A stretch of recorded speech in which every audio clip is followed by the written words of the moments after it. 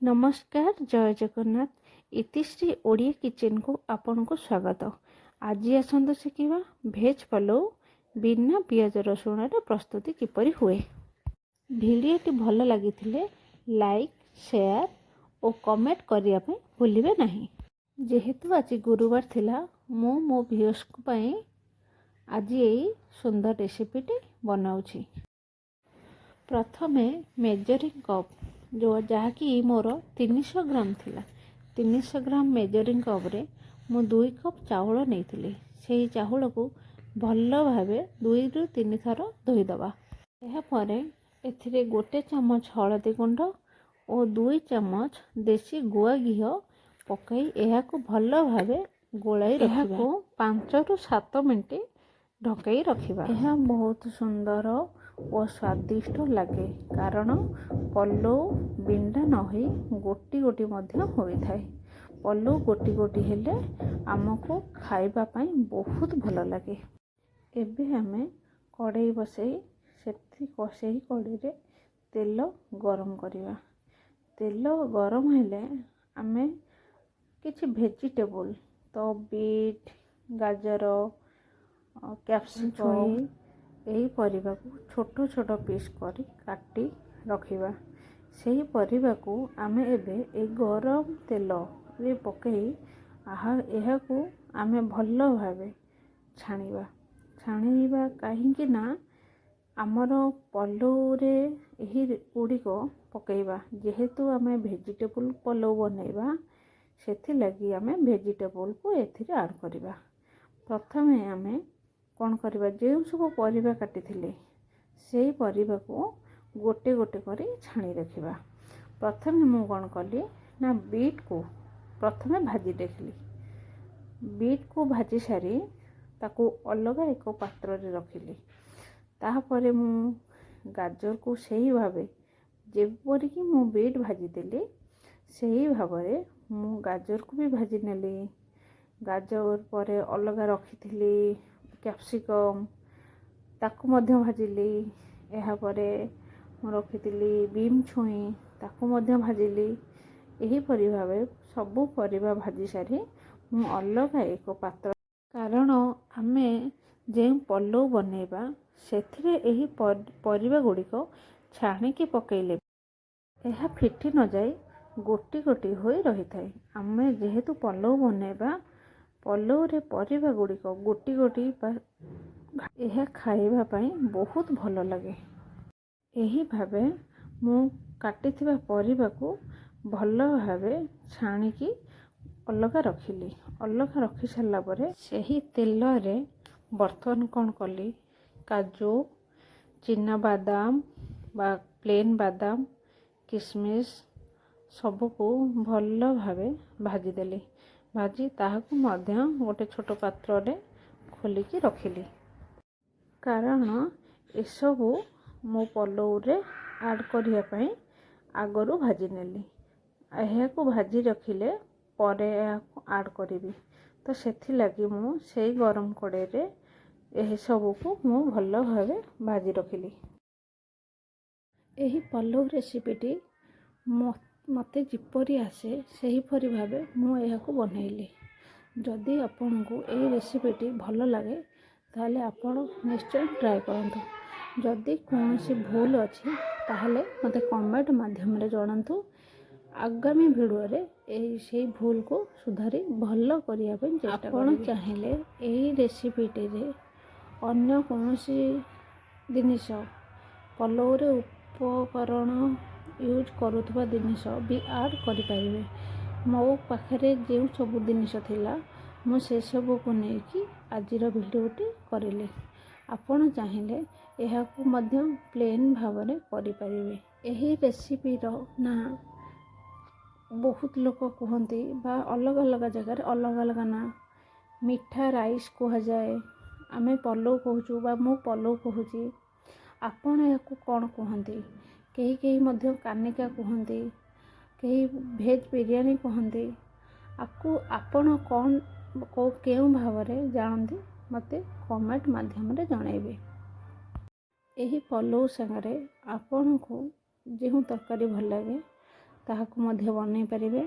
ତରକାରୀ ନହେଲେ ବି ପ୍ଲେନ୍ ଖାଲି ଖାଇହେବ। ଏହି ଗୋଟା ମସଲା ସାଙ୍ଗରେ ଆପଣ ହେଙ୍ଗୁ ରଖିବେ, ଆମ୍ବ କଷି ଆଉ ଅଦା କିଛି ଛେଚି କରିକି ରଖିବେ। ଯେହେତୁ ମୋ ପାଖରେ ନଥିଲା ସେଥିଲାଗି ମୁଁ ଆଡ଼୍ କରିନାହିଁ। ଏହି ରେସିପିଟି କିପରି ପ୍ରସ୍ତୁତ ହେଉଛି ଦେଖିବା ଓ ଶିଖିବା। ଆସନ୍ତୁ ଆରମ୍ଭ କରିବା। ଆସନ୍ତୁ ଆମେ ପଲଉ କିପରି ବନାହେବ ତାହାର ରେସିପି ଶିଖିବା। ପ୍ରଥମେ କ'ଣ କଲି ନା ଗ୍ୟାସ୍ ଅନ୍ କରି ମୁଁ ସେଥିରେ ପ୍ରେସର ବସାଇଲି। ପ୍ରେସର ବସାଇଲା ପରେ ପ୍ରେସର ଗରମ ହେଲା ପରେ ସେଥିରେ 1ରୁ 2 ଚାମଚ, ମୁଁ ନେଇଥିଲି 2 ଚାମଚ ଘିଅ, ଦେଶୀ ଗୁଆ ଘିଅ, ତାହାକୁ ସେ ପ୍ରେସରରେ ପକାଇଲି। ପକାଇଲା ପରେ ତାହା ଗରମ ହେଲା ପରେ ଗୁଆ ଘିଅ ଗରମ ହେଲା ପରେ ସେଥିରେ ଗୋଟିଏ ତେଜପତ୍ର ବା 2ଟି ତେଜପତ୍ର, ଅଳ୍ପ ଗୋଟା ମସଲା ଯେମିତିକି ଗୁଜୁରାତି, ଷ୍ଟାର ଫୁଲ, ଅଳେଇଚ, ଲବଙ୍ଗ ପକାଇକି ଏହାକୁ ଭଲ ଭାବେ ଭାଜିଲି। ଭାଜି ସାରିଲା ପରେ ମୁଁ ଭାଜିକି ରଖିଥିବା ପରିବା ବା ଛାଣିକି ରଖିଥିବା ପରିବା ସବୁ ଏଥିରେ ଆଡ଼୍ କଲି। ଆଡ଼୍ କରିକି ଭଲ ଭାବେ ପରିବାକୁ ମିଶାଇଲି, ଘାଣ୍ଟିଲି। ଏହାକୁ ଟିକେ ସମୟ ଭାଜି ସାରିଲା ପରେ ଏଥିରେ ମୁଁ କ'ଣ କଲି ନା ଯେଉଁ ଚାଉଳ 5ରୁ 7 ମିନିଟ୍ ବା ଘୋଡ଼େଇକି ରଖିଥିଲି ସେହି ଚାଉଳକୁ ଏଥିରେ ମୁଁ ପକାଇକି ଏହାକୁ ବି ଭଲ ଭାବେ ମୁଁ ମିଶାଇକି ଚାଉଳ ଓ ପରିବା ଭଲ ଭାବେ ମିଶିଗଲା ପରେ ସେହି ପରିବା ଓ ଚାଉଳକୁ ଭଲ ଭାବେ ଗୋଳେଇକି ଏହା ଭଲ ଭାବେ ମିଶିଗଲା ପରେ ଏଥିରେ ମୁଁ କ'ଣ କଲି ନା 2 ଚାମଚ, ଛୋଟ ଚାମଚ 2 ଚାମଚ ଚିନି ଓ 1 ଚାମଚ ଲୁଣ ଏଥିରେ ପକାଇଲି। ପକାଇକି ଏହାକୁ ମଧ୍ୟ ଭଲ ଭାବେ ଗୋଳେଇକି ଏହାକୁ କିଛି ସମୟ ବା 2 ମିନିଟ୍, ତାକୁ 1 ମିନିଟ୍ରେ ଥରେ, ପୁଣି 1 ମିନିଟ୍ରେ ଥରେ ବା ଲଗାତାର ଭାବେ କିଛି ସମୟ ଭଲ ଭାବରେ ଏହାକୁ ଗୋଳେଇ ଭଲ ଭାବେ ଭାଜିଲେ। ଏହାକୁ ଭାଜିବାର କାରଣ ଆମେ ପରିବା ସବୁ ଛାଣିଥିଲେ, ଚାଉଳକୁ ଘିଅରେ ଗୋଳେଇକି ରଖିଥିଲେ। ଏହି ଦୁଇଟିକୁ ମିଶାଇବା ପାଇଁ ଭଲ ଭାବେ ସେଇ ଘିଅରେ ଗୋଳେଇକି ଭଲ ଭାବେ ଭାଜିଲେ ଯେଉଁ ଗୁଆ ଘିଅ ଆମେ ପୂର୍ବରୁ ପକାଇଥିଲେ ଚାଉଳରେ ତାହା ମଧ୍ୟ ଭଲ ଭାବେ ପରିବା ଓ ଚାଉଳରେ ମିଶିଯାଏ।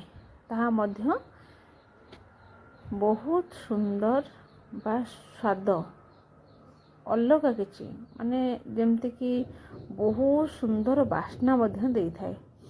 ଏବେ ଆମେ କ'ଣ କରିବା, ସବୁକୁ ମିଶାଇ ସାରିଲା ପରେ ଏଥିରେ ଆମେ ଗୋଲମରିଚ ଗୁଣ୍ଡ, ଘରେ ଥିବା ଗୋଲମରିଚ ବା ପ୍ୟାକେଟରେ ଥିବା ଗୋଲମରିଚ ଗୁଣ୍ଡକୁ ଏଥିରେ ଅଳ୍ପ ମାନେ 1/2 ଚାମଚ ପକାଇବା। ପକାଇକି ତାକୁ ଭଲ ଭାବେ ମିଶାଇବା। ମିଶାଇ ସାରିଲା ପରେ ଗୋଟେ ଛୋଟ ଚାମଚ, ଯେଉଁଟାକି 1/2 ଟେବୁଲ ସ୍ପୁନ୍ ଚାମଚରେ 3 ଚାମଚ ଚିନି ଓ 1 ଚାମଚ ଲୁଣ, 3 ଚାମଚ ଚିନି ଓ 1 ଚାମଚ ଲୁଣକୁ ସେଥିରେ ଆଡ଼୍ କରିବା। ଆଡ଼୍ କରିସାରିଲା ପରେ ଏହାକୁ ଭଲ ଭାବେ ଆମେ କ'ଣ କରିବା, ଗୋଳେଇବା। ମୁଁ 2 କପ୍ ଚାଉଳ ନେଇସାରିଲା ପରେ ଯେହେତୁ 2 କପ୍ ଚାଉଳ ନେଇଥିବା ନା ସେହି ମେଜରିଂ କପ୍ ବା ସେହି 300 ଗ୍ରାମ ଭାଜି ସାରିଲା ପରେ ଆମେ ସେଥିରେ ଆମେ ପାଣି ମିଶାଇଦେବା। ଯେତିକି ଚାଉଳ ନେଇଦେବା ତାର 2 ଗୁଣା। ଯେହେତୁ ମୁଁ ନେଇଥିଲି ଗ୍ରାମ ଚାଉଳ ବା 300 ଗ୍ରାମ ମେଜରିଂ କପ୍ରେ 2 କପ୍ ଚାଉଳ ନେଇଥିଲେ, ସେଥିପାଇଁ ସେହି ମେଜରିଂ ଆମେ ସେଇଥିରେ ଦେବା। ଚାଉଳ ଯେତିକି ନେଇଥିବା ପରିବା ଯେଉଁ ଭାଜିଥିବା ଚାଉଳ ସେଇଥିରେ ଚାଉଳ ବଜାରେ ଆମେ କ'ଣ କରିବା ନା ପାଣିକୁ ଢାଳିବା। 4 କପ୍ ପାଣି ଦେଲି ତ ତାର 2 ଗୁଣା, ମାନେ ଚାଉଳ ଯେତିକି ନେଇଥିବ ତାର 2 ଗୁଣା ପାଣି ଆମେ ଏଥିରେ ଦେବା। ପାଣି ଦେଇ ସାରିଲା ପରେ ଏହାକୁ ଭଲ ଭାବେ ପୁଣି ଥରେ ଗୋଳେଇବା। ଗୋଳେଇ ସାରିକି ଭଲ ଭାବେ ଆମେ ମିଶାଇବା। ମିଶାଇ ସାରି ଏବେ କ'ଣ କରିବା ନା ଆମେ ପ୍ରେସରକୁ ଗ୍ୟାସ୍କୁ ମିଡ଼ିୟମ୍ ଆଞ୍ଚରେ ରଖି ଆମେ ଏବେ ପ୍ରେସରକୁ ଦେବା। ପ୍ରେସରରେ ଗୋଟିଏ ସିଟି ଆସିଗଲା ପରେ ମିଡ଼ିୟମ୍ ଆଞ୍ଚରେ ଗୋଟିଏ ସିଟି ଆସିଲା ପରେ ଆମେ ଖାପକୁ ଖୋଲି ନେବା। ଖାପକୁ ଖୋଲି ସାରି ଦେଖିବା ଆମ ପଲଉ କେତେ ସୁନ୍ଦର ଭାବେ ପୁରା ଗୋଟି ଗୋଟି ହୋଇସାରିଛି, ଏକଦମ ରେଡ଼ି। ଏବେ ଆମେ ପଲଉକୁ ଗୋଟିଏ ଫାଙ୍କା ପାତ୍ରକୁ ଖୋଲିଦେବା। ଫାଙ୍କା ପାତ୍ରକୁ ଖୋଲିଦେଲେ ଆମର ପଲଉ ବହୁତ ଗୋଟି ଗୋଟେ ବା ବହୁତ ସୁନ୍ଦର ହୋଇଥାଏ। ପ୍ରେସରରୁ ଆମେ ସେଇ ପାତ୍ରକୁ ସବୁ ପଲଉ ଖୋଲିଦେବା। ଖୋଲିକି ତାକୁ କିଛି ସମୟ ବା 2ରୁ 4 ମିନିଟ୍ ଛାଡ଼ିଦେବା। ଛାଡ଼ିଦେଲା ପରେ ଆମେ ଏବେ ଗୋଟିଏ ପ୍ଲେଟ୍କୁ ତାକୁ ସର୍ଭ କରିବା। ପଲଉକୁ ଗୋଟିଏ ପ୍ଲେଟ୍ରେ ସର୍ଭ କରି ତା ସାଙ୍ଗରେ ଆପଣଙ୍କ ଇଚ୍ଛାରେ କୌଣସି ତରକାରୀ ବନେଇଥିଲେ ମଧ୍ୟ ଖାଇପାରିବେ। ତରକାରୀ ନହେଲେ ମଧ୍ୟ ବିନା ତରକାରୀରେ ପଲଉ ବହୁତ ସ୍ୱାଦ, ବହୁତ ସୁନ୍ଦର ଭଲ ଭାବେ ଲାଗିବ, ଟେଷ୍ଟ ବି ଭଲ ଥିବ। ଆପଣ ଖାଇବେ। ଭିଡ଼ିଓଟି ଆପଣଙ୍କୁ ଭଲ ଲାଗିଥିଲେ ଲାଇକ୍, ସେୟାର ଓ ସବସ୍କ୍ରାଇବ୍ କରିବେ। ଭୁଲ ଥିଲେ